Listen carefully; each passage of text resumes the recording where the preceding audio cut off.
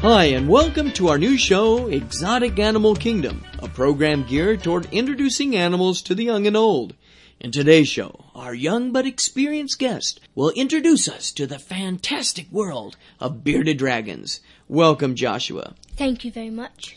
Now, Joshua, I must admit that a bearded dragon sounds something like out of a fantasy book. What exactly is a bearded dragon? Well, here, why don't you hold on to Bert? Whoa, wow, okay. While I talk about him. Okay. Bearded dragons actually originated from the deserts of Australia, and this is one of the several species that survived in that climate. Today, beardies like this one are bred in captivity here in the U.S. Okay, and so what are some of the essential things to know when getting a bearded dragon? I mean, can you raise one as a family pet? Bearded dragons make a great family pet and are very docile creatures. Yeah, this one seems quite friendly. You just need to know how to care for them. Well, what are some of the things that you should keep in mind? First, you need to have the right supplies. Some kind of enclosure. Like a cage or something like that? Yeah. Okay. A full-spectrum fluorescent light bulb and a basking lamp. Okay. Branches and rocks to climb on and bask on. A food or water dish. And something to line the bottom of the cage. Okay, well, let's get down to some of the basics. What are the dietary needs of a bearded dragon?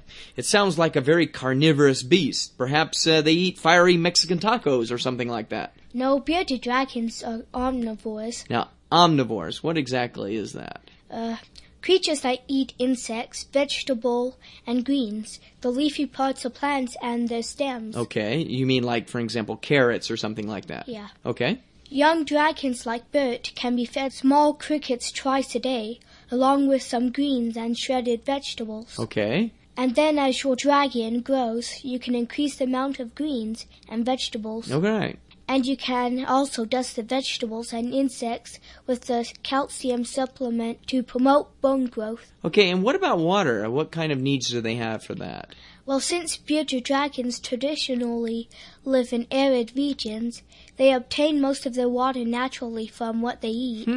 So you have to be sure to feed them plenty of vegetables that serve as good carriers of water. Okay. You also spray them occasionally with a water bottle or provide them with a shallow water dish.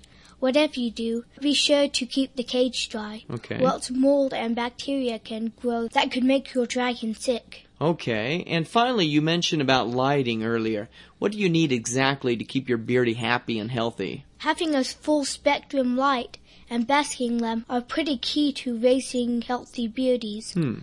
First, they need the simulated sunlight from the ultraviolet bulb. Now, is that the full spectrum light that you mentioned? Okay.